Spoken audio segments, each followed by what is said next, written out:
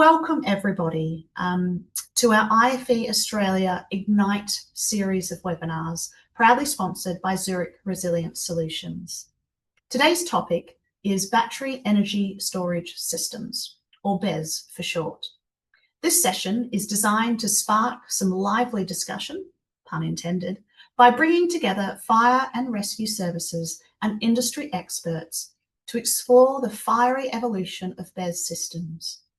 We'll look at early incidents and lessons learned, and then dive into the cutting-edge design parameters and fire safety studies shaping the future.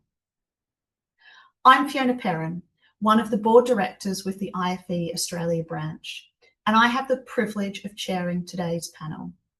In my day job, I'm a principal risk engineer with Zurich Resilience Solutions. And my mission is simple: help customers protect their properties and keep their businesses running. So why do emerging risks like BESS systems matter to me? Because they're changing the game. They're exciting, but they come with unknowns, and that's where the risk lies. One incident can mean more than just a fire. It can shut down operations, and when a building stops, it's not just bricks. It's people, supply chains, and business continuity. So for me, understanding these risks isn't just technical, it's about helping businesses stay resilient in a world that never slows down. Before we kick off, I'd like to hand over to our esteemed President for the acknowledgement to country and the official welcome. Thanks, Fiona. Good morning, everyone, or good afternoon, depending on which part of the country you're joining us from. Again, echoing what Fiona says, and I'd love to welcome you to this webinar series. I'll start off with the acknowledgement of country. We'd like to acknowledge the traditional custodians of the land on which we meet today and pay our respects to elders past and present. Many of us are in different locations and on different lands today. Please feel free to share the land where you are based in the chat if you'd like to.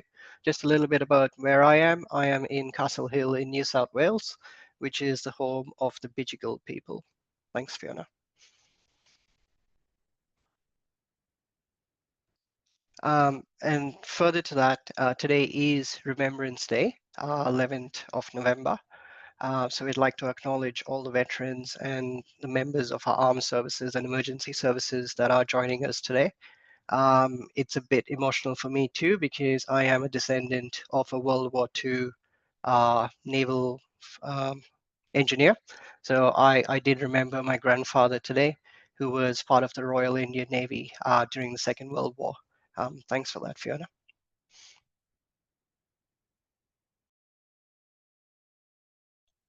Helps if I unmute myself. Thanks, Jason. I too had a grandfather who fought in World War II. He was South African and served alongside British troops in Northern Africa, which is a little corner of the world that often gets left out of the history books. So thanks for sharing. So firstly, I'd like to express thanks to the whole team in pulling this event together. It takes a lot of work behind the scenes to make these things happen. So hats off to everyone involved today. Before we dive into the good stuff and meet our speakers, just a quick bit of housekeeping. We've got a lot of content lined up, and I know you'll all have plenty of questions for our amazing panel. I'll do my best to get through as many of them as possible at the end. But if we do run out of time, I'll do a follow-up post or Q&A on our LinkedIn page. So if you're not following us already, now's a great time to check out the Institution of Fire Engineers Australia. And just so you know, this session is being recorded and it will be made available on our IFE Australia YouTube channel. So if you miss anything, you can catch up later. Or share it with your colleagues who couldn't make it today. And you can also catch our previous Ignite webinar series webinars on there as well. In addition to these webinars, the IFE also hosts conferences and roadshows throughout the year, bringing you fresh, thought-provoking content right to your doorstep. And honestly, we couldn't do any of this without our amazing and growing membership community. If you're not a member yet, now's the perfect time to jump in. We've got membership options for everyone, individuals, professionals, and even organisations. Joining is simple. Just head to the website shown on the slide or scan the QR code and fill out the quick form, and one of our team will be in touch. Easy as that. So if you love learning, networking, and being part of a community that's shaping the future of fire engineering, please come and join us. Just so you know, the IFE takes no responsibility as to what is covered in today's session. The varying views of our panelists today do not necessarily reflect that of the IFE. And now it is my absolute pleasure to introduce today's panel of experts. These are the folks who live and breathe this stuff. First up, we'll hear from Daren, Manager of the Queensland Fire and Emergency Services Fire Investigation Unit. Daren is going to walk us through two landmark BESS fires, the Griffith University fire from a few years back, and the more recent blaze involving the Tesla Megapack 2S, highlighting what they learnt from these fires and, more importantly, how the technology and planning have evolved. Next, we have Jamie, Assistant Chief Fire Officer at FRV, who will share the latest design considerations FRV now require for BESS installations and the reasons behind them. Then the lovely Ali from Red Fire Engineering will give us a quick but powerful overview of fire safety studies, what they are, how they're done, and of course, why they matter. Whether you're a fire professional, risk engineer, or just curious about what happens when batteries misbehave, this webinar is sure to spark your interest. So I'm now going to stop sharing and hand over to the amazing Daren. Thanks, Fiona. Thank you for the introduction, and hello to everybody online. Let me just quickly begin to share. Hopefully that is sharing now, Fiona. Yeah, that's perfect. Thanks, Daren. Okay, no worries. So again, thank you for the introduction, and I know we're in a bit of a time crunch, so I'll try and keep to time. So I am just going to start with the presentation, which Fiona has perfectly introduced. So in just over a decade, battery energy storage systems have evolved from essentially experimental prototypes to critical infrastructure, powering homes, industries, and entire communities. But with this rapid growth, we've witnessed both incredible potential and the inherent risks of storing large amounts of energy in compact systems. So this presentation examines two real-world case studies. First, an early generation lithium-ion battery failure that led to a significant fire event, and a second, more recent incident involving a more modern, advanced BESS, where the technology design and suppression systems dramatically altered the outcome. So by comparing the 2020 Griffith University fire, which was an early adopter of this technology, so to speak, and the 2023 Boulder Cone fire, we'll explore how innovations in chemistry, cell design, thermal management, and integrated safety systems have transformed battery resilience and reduced ignition potential in a relatively short space of time, but also how evolving technologies continue to present unique investigation and response challenges. In a field advancing faster than most other energy technology, understanding how and why these systems fail and how they now succeed is critical for investigators, regulators, engineers, and emergency responders alike. So this is the Griffith University facility. The structure was a 5-story Type A construction with heavy concrete and specific fire resistance ratings, and certified in 2012. Classified primarily as a Class 5, which were officers with a few other classifications as well. The battery system was housed in a rooftop plant room. A significant issue identified at the time was the lack of specific regulatory requirements to report the nature of the battery system to the fire service.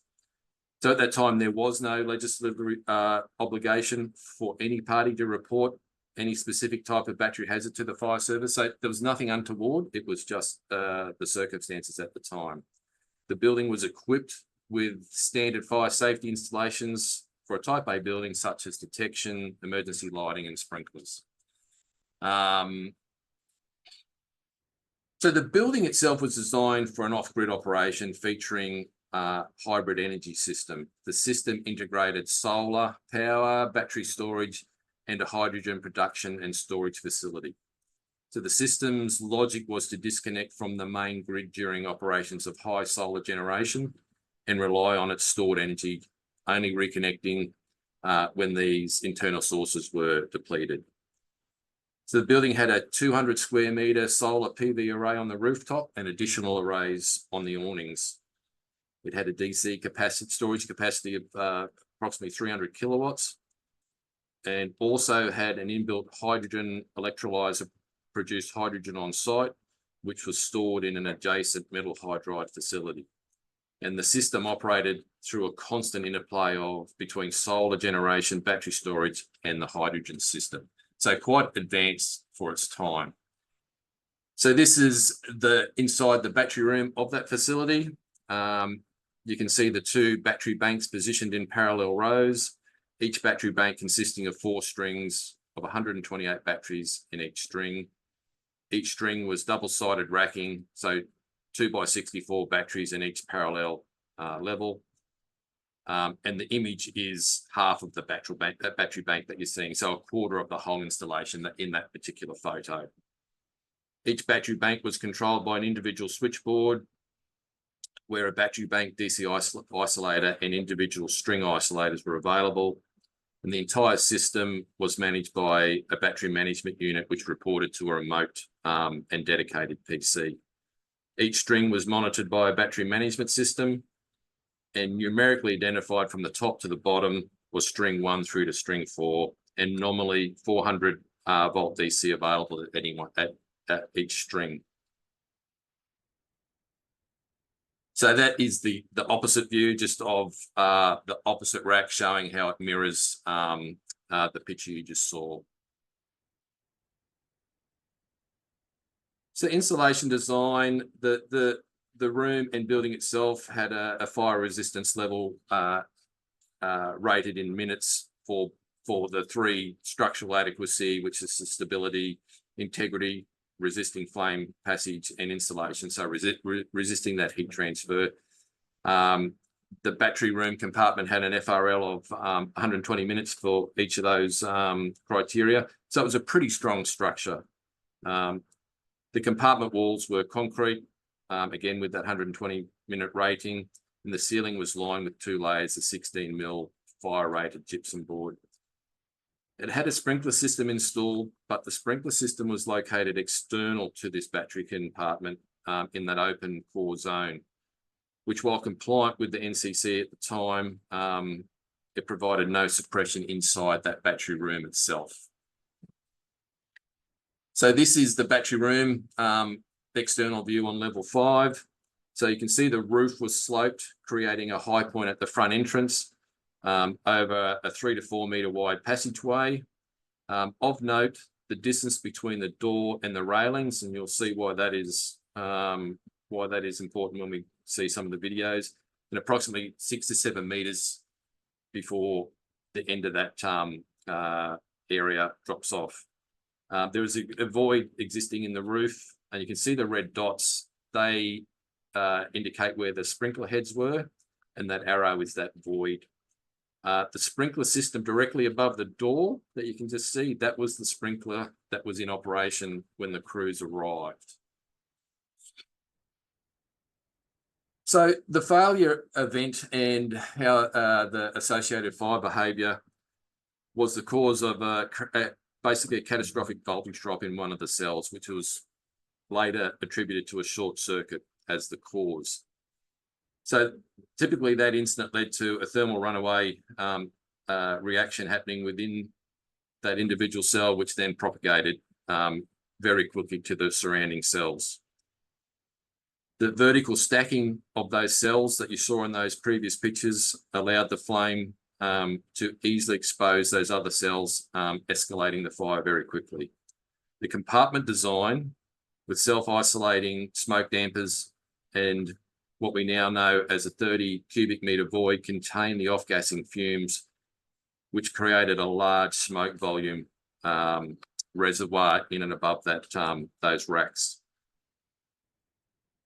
The decomposing batteries produce a myriad of gases, one of which is hydrogen, which has a very light vapor density and a very wide flammability range, amongst many other gases that are let off during that decomposition of the lithium-ion batteries. That combination of that working fire, the hydrogen involved, and that low ignition temperature resulted in intermittent ignition of that smoke plume and a deflagration reaction, and we'll see that in some of the videos later. So the fire doors only just maintained their structural integrity, and some of the concerns were later, after seeing the damage, if no fire service intervention that certainly may have escalated the structural failure of that battery room. The sprinklers were activated at the time, and ventilation did play a big contributing factor to the fire development. So this is the aftermath of the fire. Clearly, you can see the origin and the nice V pattern left from the point of origin, which is that right-hand corner of that battery bank 2.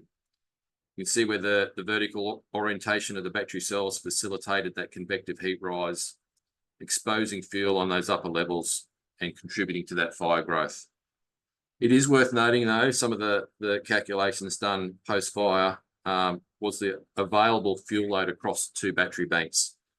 It is estimated that only approximately 120 of the individual batteries were exposed to a state of degradation from the fire.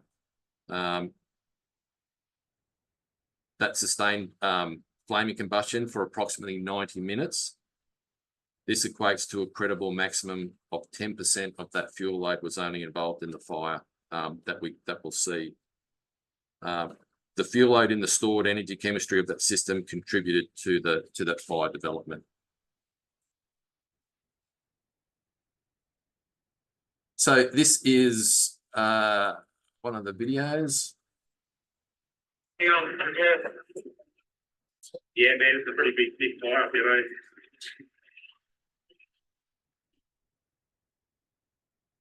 So, you know, when the security guard tells you you have a pretty big, thick fire, that it's a significant event. Sorry for the graininess of it, but that's So now this is taken from ground level looking up, and you'll see the intermittent fire. This is those fire doors flexing, and the gas is escaping through the gaps in the door and igniting when mixing with the oxygen on the outside. So that's what the crew saw when they essentially arrived on scene.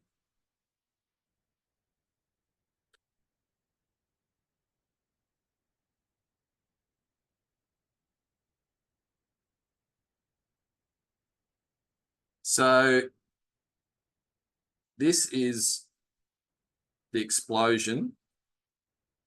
Hang on a sec.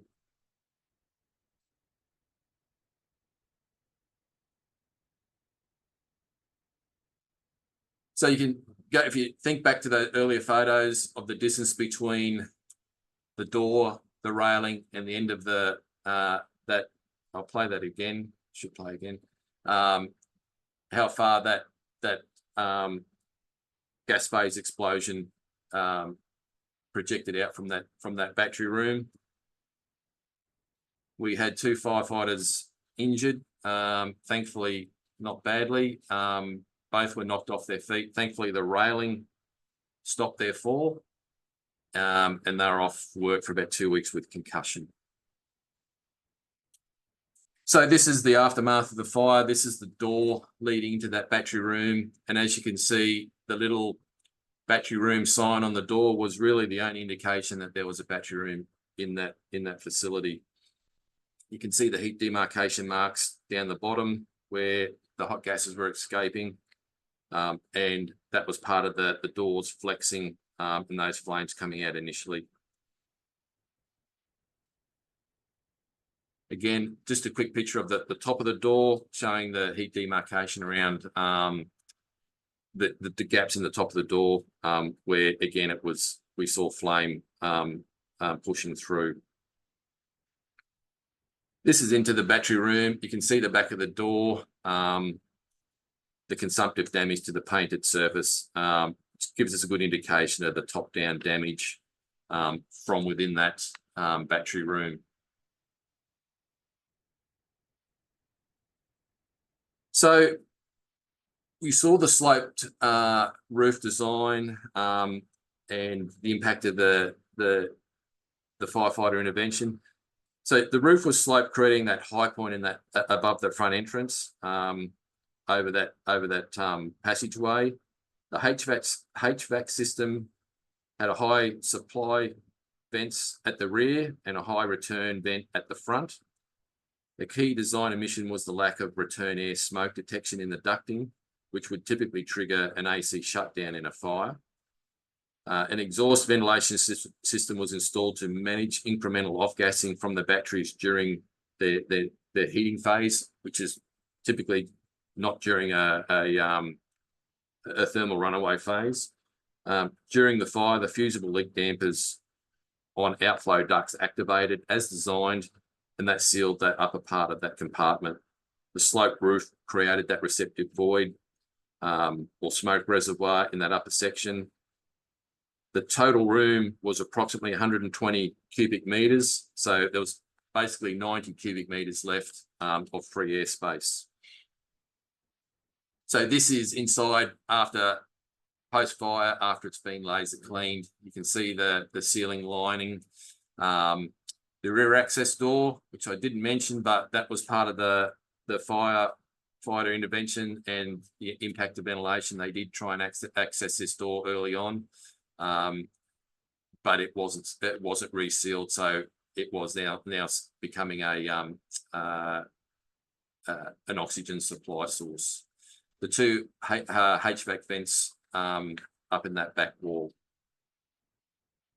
The HVAC return air vent and smoke damper with a fusible link up on the wall, up in that upper area of that void. This is the return air duct smoke damper, which is shown it's activated and closed. So it worked as designed, but was in the closed position. The battery exhaust system fitted with the fusible link smoke damper. Keep these components in mind as we move to the next part of the presentation. So that's just some of the measurements to get a better idea of what I'm trying to explain, how that void was there above the doorway. There was nowhere for that the off-gassing vapor to go other than accumulate in that void. So that was a pretty quick overview, I suppose, of that Griffith University fire. So if we now sort of fast forward a little bit and seeing something that's later technology. So this was a fire that occurred at Bouldercombe, which is just west of Rockhampton in 2023. This energy storage system was built to support Queensland's grid stability. It's a 50 megawatt, 100 megawatt hour installation, and it consisted of the Tesla Megapack 2s. It was operated by Genex, and it was being integrated into Powerlink's transmissions grid. It was a week away from final testing and commissioning when the fire occurred. The timing was significant as it meant the system was energised and operational, but still under close monitoring and data capture, providing excellent information. So it did provide a lot of good information for us.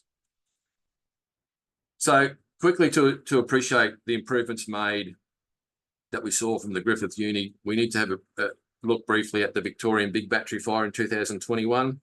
So at the time, this was the largest battery installation in the world and could power over 1 million Victorian homes for 30 minutes during critical peak load situations.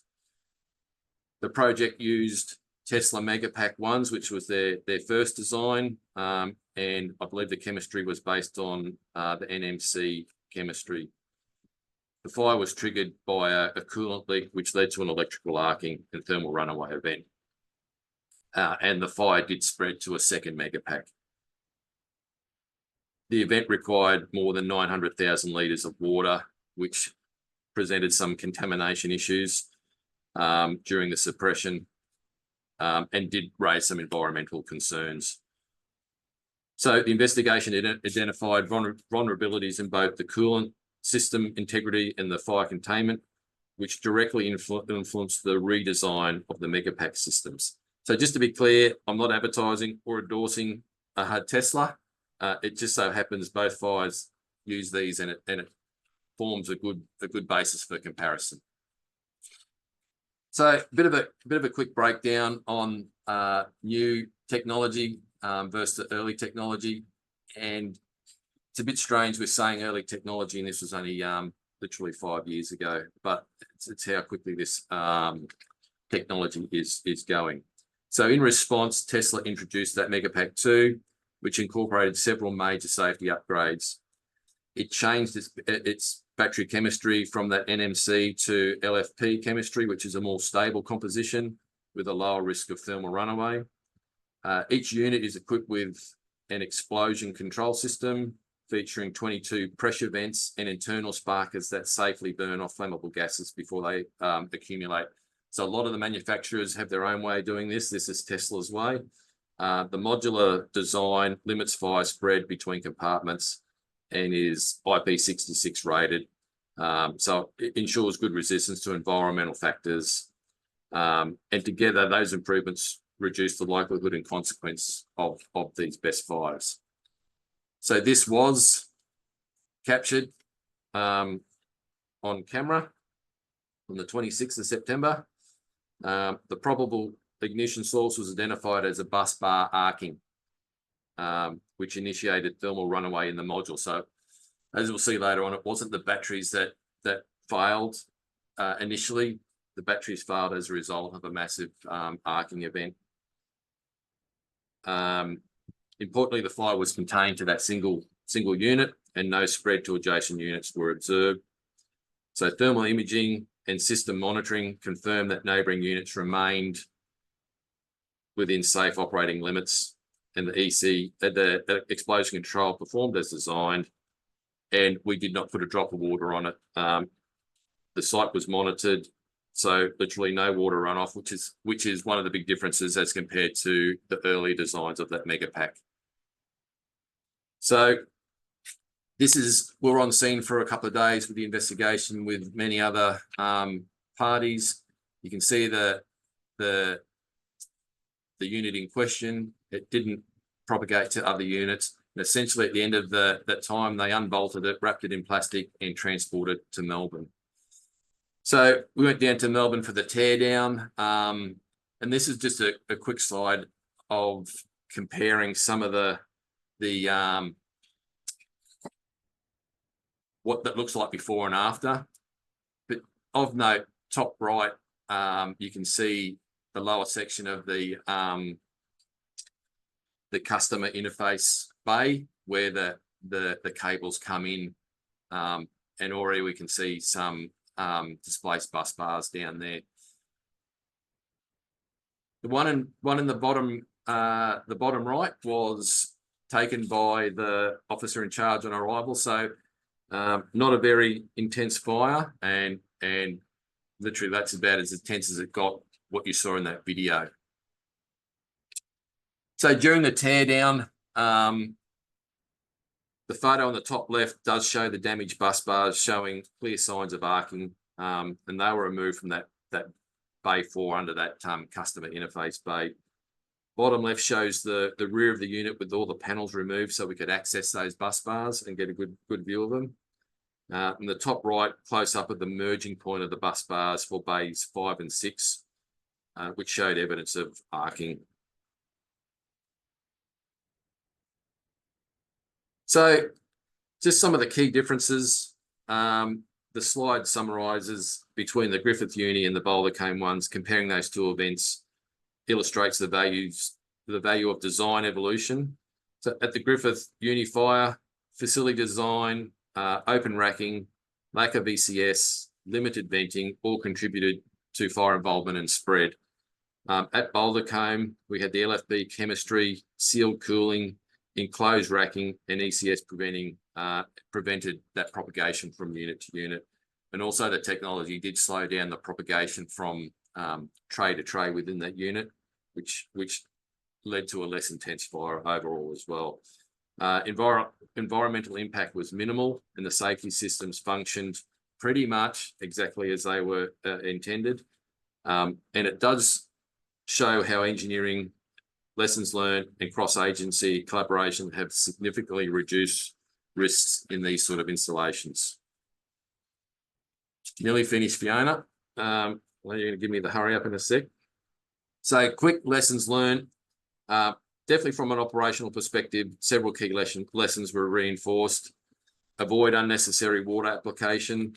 Dry monitoring and containment may be safer and cleaner, but this is done in conjunction with the subject matter experts of those systems. Leveraging that remote monitoring, so the manufacturer support and live data are critical. Understanding visual indicators, so recognising control venting, jet flames, or pressure relief behaviour prevents misinterpretation. So these units will do these things, but they shouldn't be perceived as something else. A key point is that a long duration burn doesn't always mean uncontrolled propagation. In this case, it represented controlled containment, showing the system worked, like I said, pretty much as designed. As this fire shows that while BESS fires are certainly still a challenge, improved engineering can significantly limit fire consequences. So LFP cells, the ESC safety systems, and better monitoring contributed to preventing a repeat of both the Griffith Uni and the Victorian fire. So ongoing, the Boulder Cone system demonstrated the BESS systems can fail effectively when designed and managed properly. I think moving forward, it's important continued collaboration between manufacturers, fire authorities, and regulators will be vital to refining doctrine, improving response training, and strengthening investigative standards. BESS storage becomes more common across Australia. Incidents like Boulder Cone, they do provide valuable lessons that enhance both safety and confidence in renewable infrastructure. In summary, Boulder Cone fire represents a significant step forward in battery safety performance. Where past incidents highlight design vulnerabilities, this one demonstrated resilience and containment. It's a reminder that continuous improvement through investigation, collaboration, and design innovation is how we stay ahead of emerging risks. I'll wrap it up there, Fiona. Thank you very much for everyone for your attention. And I think we'll be taking questions at the end. Thanks, Fiona. Wonderful, thanks, Daren. An amazing tour through the two fire scenarios there, and it's great to see manufacturers like Tesla and other brands, really responding and learning from these events as well. So fantastic. So next up, we've got Jamie, and he's going to talk to us about what he's been doing with the FRV team in terms of design considerations for these systems. So take it away, Jamie. Good afternoon or good morning to everyone, wherever you are around the world, and thanks for having us today. My name's Jamie Hanson. I'm the Director of Fire Safety at Fire Rescue Victoria here in Australia, and lead a team of firefighters, risk engineers, building surveyors, fire engineers, and corporate staff, all working together to provide fire safety advice across dangerous goods sites, major hazard facilities, building inspection and compliance, waste and recycling, policy and reform, and of course, alternative and renewable energy technologies. And today we're going to talk about the FRV Guideline 55 for battery energy storage systems. So quick little intro to FRV, because we are quite new in Australia. FRV was established in July 2020 as part of Victoria's fire service reforms, and brings together the former Metropolitan Fire Brigade and Country Fire Authority career firefighters. We serve Victoria across 85 fire stations and attend about 73,000 incidents per year, which is always growing at around about 9% per year. Our specialist response capabilities include EMR, road rescue, fire investigation, rope rescue, remote piloted aircraft systems, marine, urban search and rescue, hazmat, and of course, the response to lithium-ion batteries. We've got a fleet of over 250 appliances, which includes a range of specialist vehicles such as ladder platforms and rescues. And of note, FRV has just put into service early this year Victoria's first electric fire truck, displayed there on the screen, affectionately known as Evie. All right, so fire services right across Australia and the world recognise that BESS offer significant advantages in renewable energy integration and grid stabilisation. And as this technology continues to grow across the energy sector, it also presents unique fire safety and risk management challenges. Fire Rescue Victoria absolutely supports government targets of net zero emissions, and our commitment to that extends from innovation in fleet right through to supporting large-scale renewable energy installations. It's important to note that we don't want to be a roadblock for this technology, but we do have a requirement to ensure that firefighter and community safety are considered. And unfortunately, no matter how safely things are designed and constructed, there will be failures, albeit a small chance. But this occurs right across all industries that we work in. And if that wasn't the case, then we wouldn't need firefighters. But unfortunately, that is the case at the moment.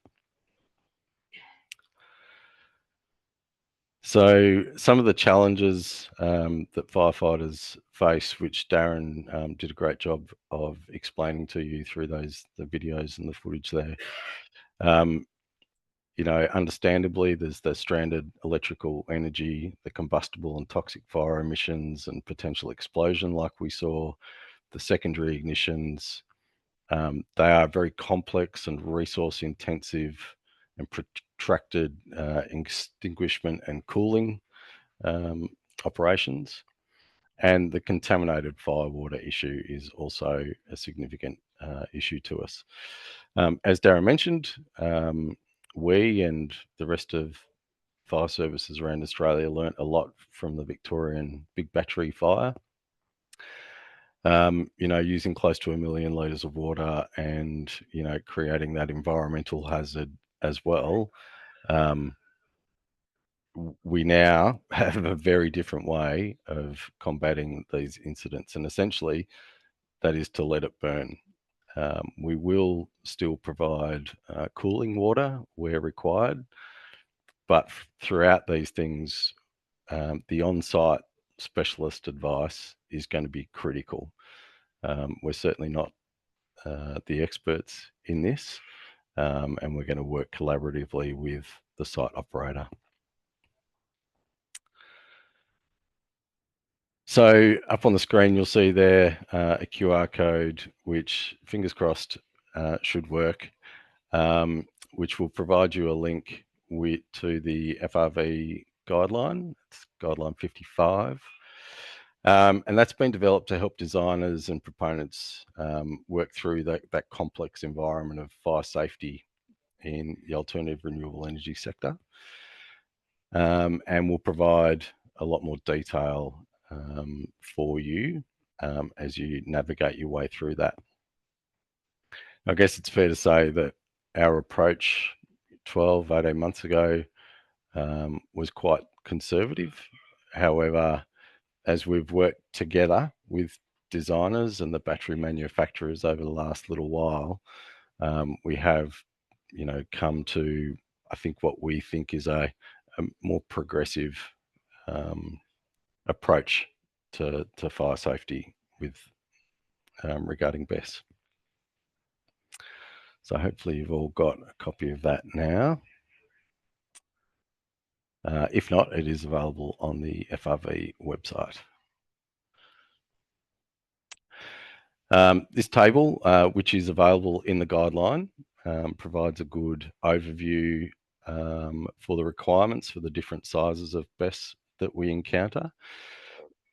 So essentially, we've broken it down into the 3 areas there, being utility scale, C&I, which includes data centres, and then our neighbourhood and community BESS systems.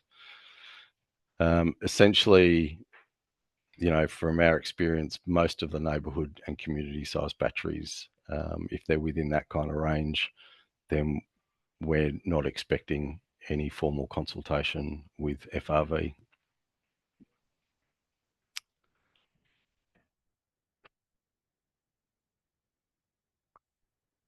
Some of the other guidelines that we would recommend people review is the AFAC guideline, which was released early this year. Also the Country Fire Authority design guidelines.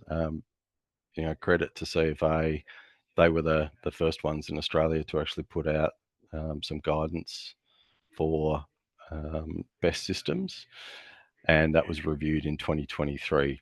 Our own guideline references that CFA guideline because there's some really valuable information in there which we chose to not duplicate, just reference them.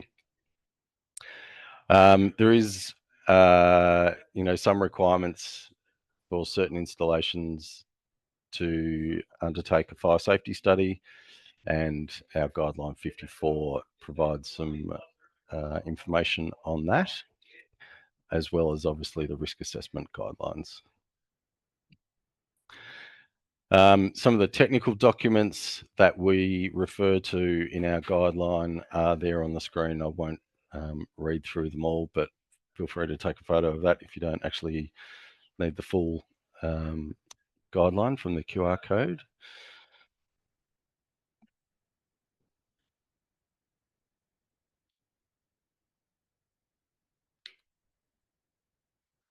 I'd also probably like to point out the value of the HIPAP papers issued by the New South Wales government.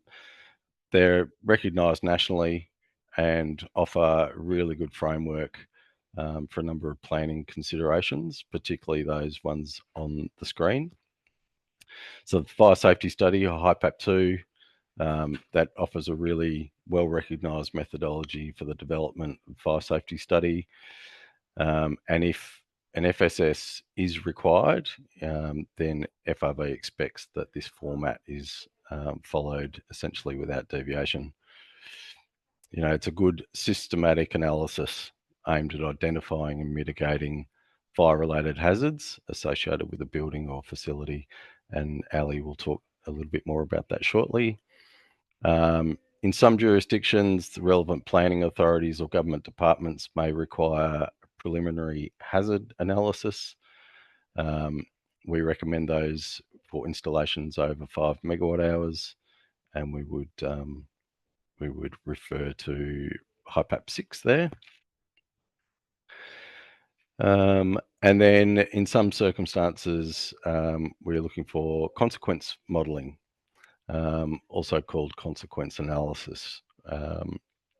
And we see that as a critical component of the fire safety strategy and assessment, and should be used to evaluate the potential impacts of credible fire and other hazardous events.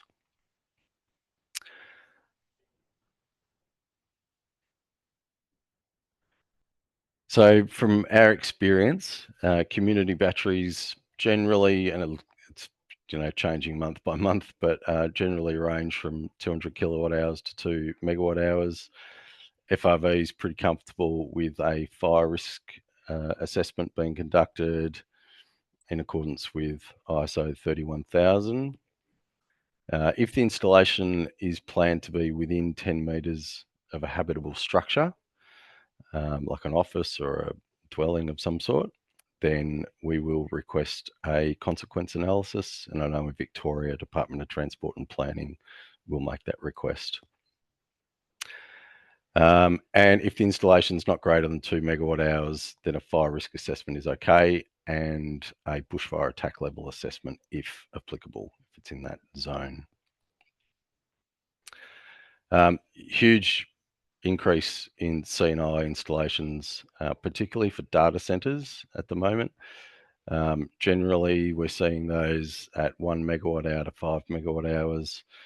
For a data centre, FRV expects fire safety study due to the complex infrastructures in data halls particularly. And we are just in the process of finalising a specific guideline, being 56, for BESS systems or installations in data centres. All other indoor installations, a consequence assessment and fire risk assessment will suffice. And for outdoor installations, we just expect a fire risk assessment, unless it's within 10 metres of a building, and then we'll look for a consequence analysis as well. And all these things are in that table that we showed before, and also in the guideline. Utility scale, I often feel a little bit awkward about this when I say it's above 5 megawatt hours. Of course it is. They're usually much bigger than that. However, that's the number we've landed on. The AFAC guideline, which came out prior to us, is a good foundation piece also, but that also recommends anything above 1 megawatt hour. So we've adjusted our thinking around that recently, and had some really positive dialogue with some of our consultants and manufacturers, and we think that this is a pretty sensible approach. So if it is over 5 megawatt hours, we are looking for a fire safety study, and that should be done in accordance with HIPAP 2. But if it's less than that, then a fire risk assessment will be sufficient. Open yard storage is one of the things that I guess you don't initially consider, but that's becoming not an issue for us, but it's certainly becoming something that we are turning our mind to. So we have part of the delay for our release of the guideline was we wanted to address open yard storage there. So those figures that are on the screen there, they're also available in the guideline. But that is essentially a nice, very brief, within time frame overview of our guideline and what FRV is doing to support infrastructure, particularly BESS and alternative renewable energy. And as always, we are more than willing to engage early with designers and proponents and anyone else that's interested. So we can be contacted through that email address on the screen. And again, just want to reiterate that we're really, really, I guess, genuine about our desire to work with you and not against you. Thank you, Fiona. Wonderful, thanks, Jamie. It's so good to hear about FRV's, really practical approach to this sort of emerging risk, which is fantastic. Now we've got Ali joining us from Red Fire Engineers. She's going to talk about what it's actually like to do these fire safety studies. So over to you, Ali. Thank you. Okay, guys, so I'm going to try to wrap up this session quite short and final before Fiona can take us into the QA session. And yeah, I did have quite a thing to figure out what I was going to say, and I knew that Daren and Jamie would provide us with a lot of valuable information. So what I wanted to do is kind of talk about some of the things that's going to be quite obvious, but it's kind of easily forgotten as well. Because if we look at the FSS process right now, it really sits right in the middle of how this industry is evolving. It's generally speaking like where we take what we've learned technically, what the guidelines say, and what we've seen or are seeing on real sites and real life incidents, and we all put that all into something that is measurable and reviewable, the FSS report. And for what I can see, it's kind of cool where we are right now, because we are still kind of in the early stages of shaping what the best practice looks like right now. So what I wanted to show today is from a consultant's perspective, what we as fire consultant need to produce a compliant FSS, but also what the study actually delivers back to the client and the authorities. And just a hint, it's more than just a tick off the box for approval. So this is really the purpose of the fire safety study. And it's not just a paper exercise or something that we do at the end of the job. It's kind of the key assessment that ties everything together. So everything from the site layout to the battery technology to all the fire protection measures. So if we look at the slide, this is basically the process that we go through for every report that we make. So we start up by understanding what the actual fire and explosion hazards are for the specific battery system. What can go wrong and under what conditions. Then we analyze how those hazards have behaved or will behave on the site. So for instance, how heat might transfer between units, or whether an incident in one container could spread to another. From there, we move into mitigation. So things like spacing between units or groups of batteries, to internal protection. Internal protection is also very much up to which kind of battery system that the developer chooses to use. We also looked at the external protection, like detection, isolation valves, or firefighting access. And finally, the study forms the basis for the authority approval stage. So this is where the fire brigade can review and hopefully be comfortable that the layout and the fire protection strategy makes sense.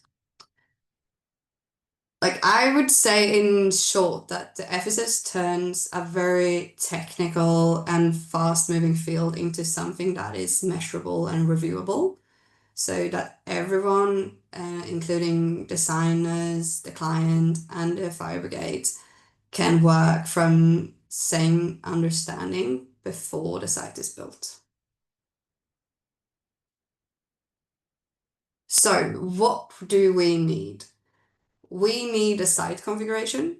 So everything from layout, access road, drainage grades, and because that is what's going to drive the modeling that we need to provide. We need the type of battery and which chemistry it has, because there's a major difference in depending on if it's a lithium ion, if it's NMC or LFP, when it comes to thermal runaway, which will change both the spacing and the suppression strategy. We also require the test data, and there's a bunch of them, and I'm going to show them on another slide. You could also see it in Jamie's presentation before.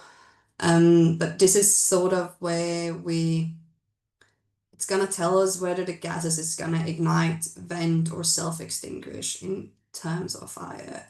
And that is how we can justify some of our calculation numerically.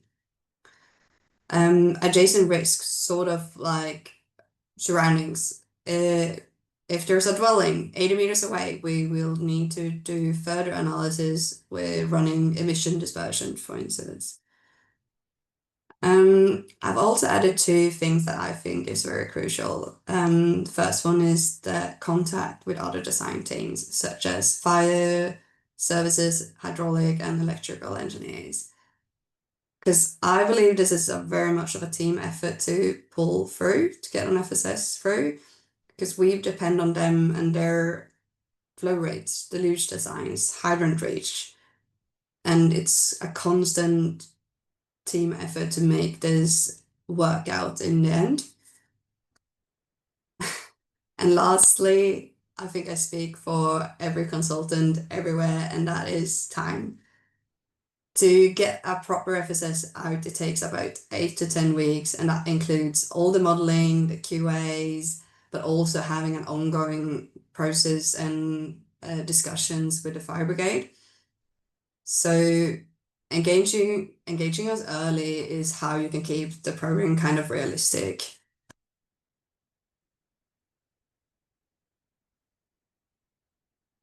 Common challenges. So even with good intentions, a few challenges always comes up on almost every project.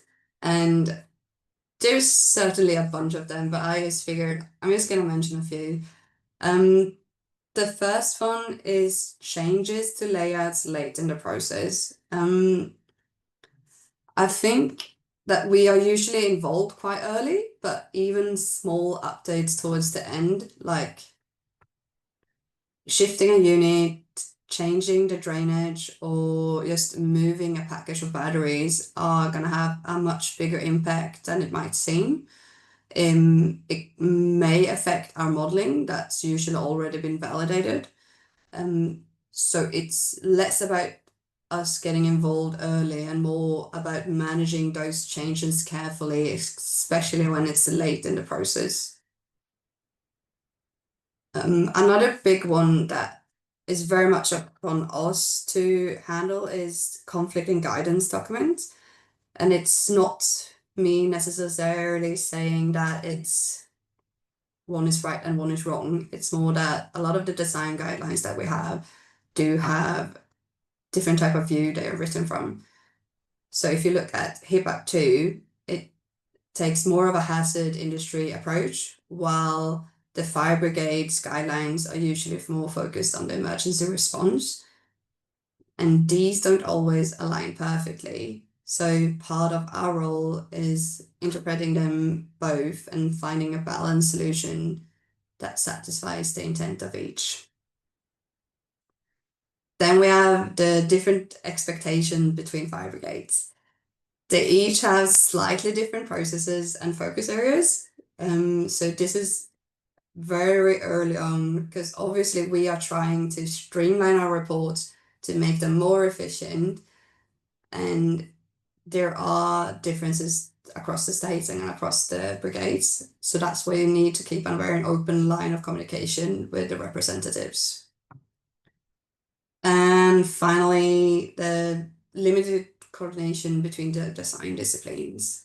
As I said in my previous slides, the electrical, hydraulic, civil teams often work on different parts separately, and it's usually like when we run the fire modeling that we realize a small mismatch between the drawings or the assumptions.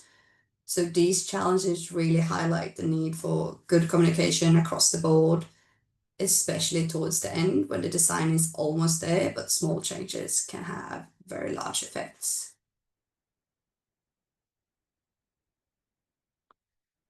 So what do we actually get out of a fire safety study? I would say the outcomes are quite tangible. So they're the things that shape the final site design and allow the authorities to sign off, hopefully with confidence.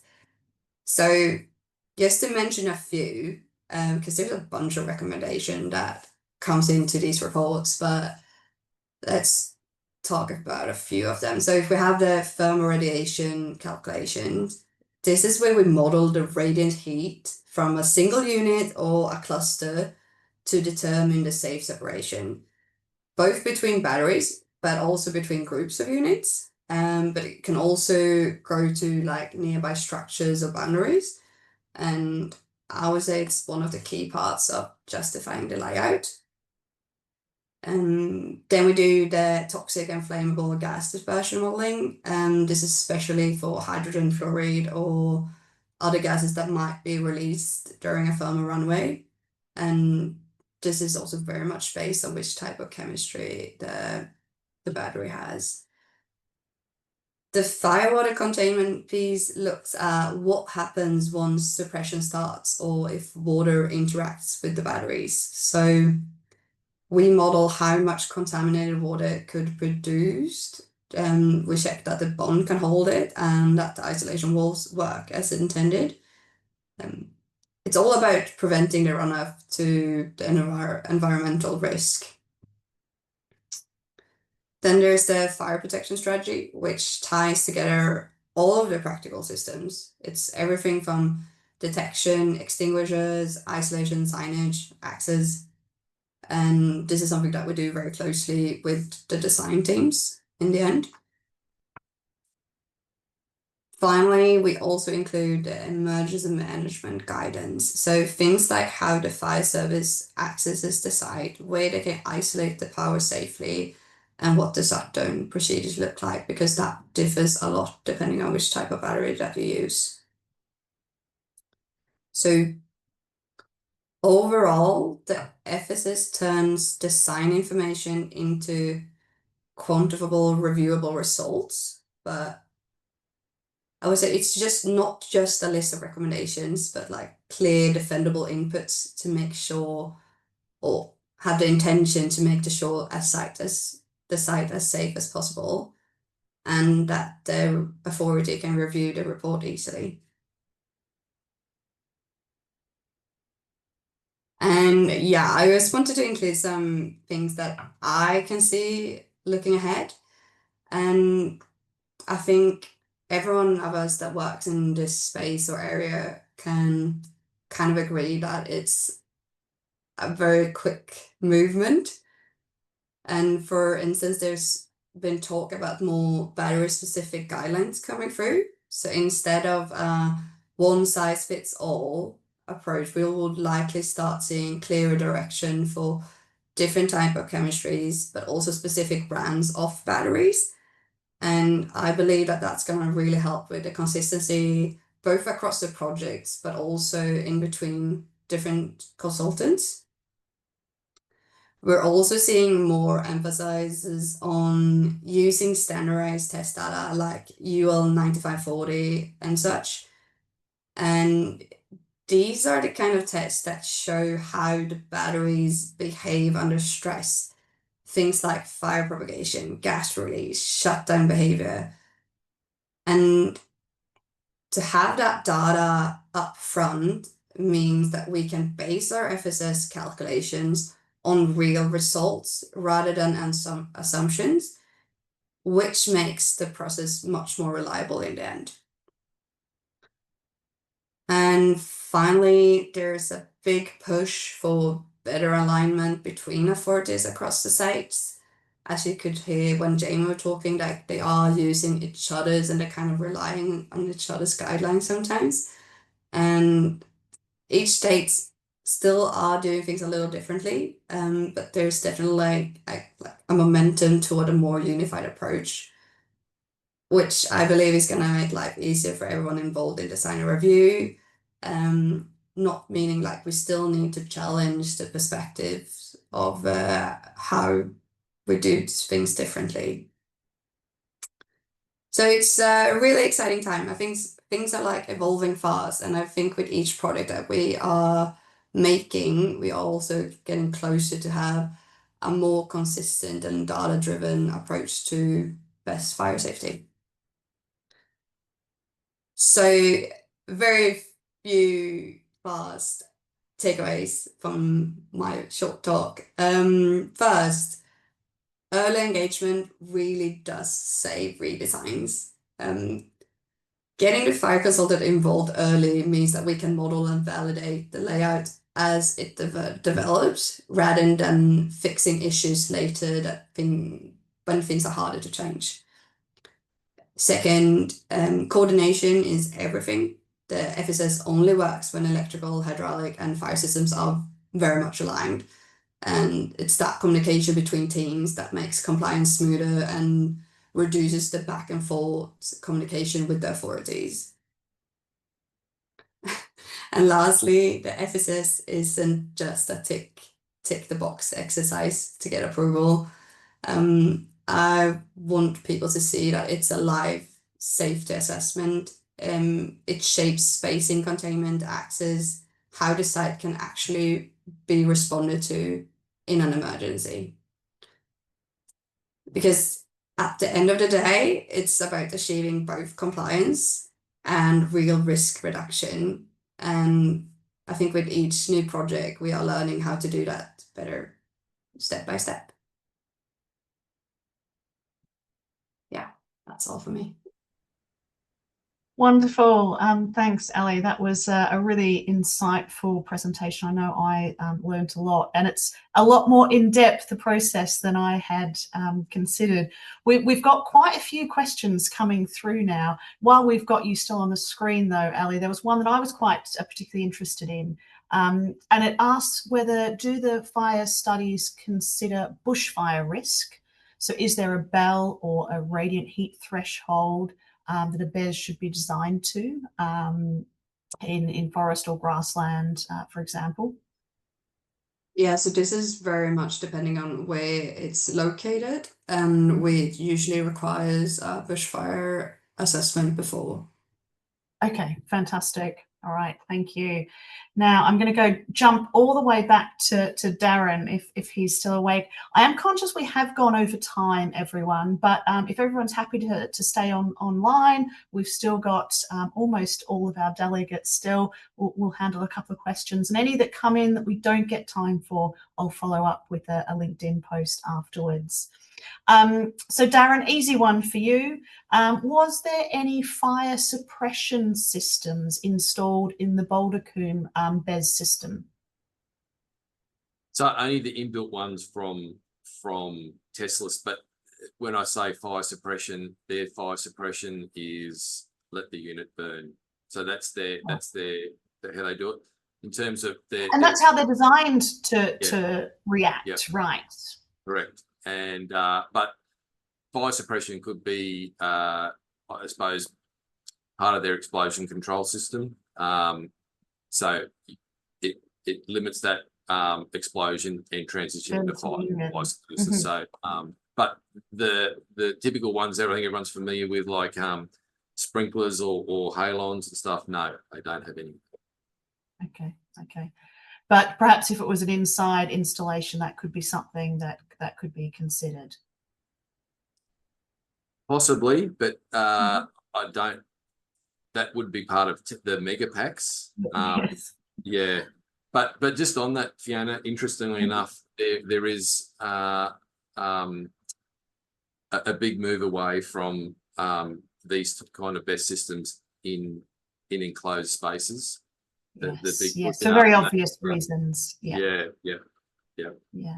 All right, fantastic. All right, one for you, Jamie. Now, I'm not entirely sure if you'll be able to answer this one, but we've got an anonymous question here about the HIPAP, so the Hazardous Industry Planning and Assessment Guidelines. They've noticed that it's from 2011.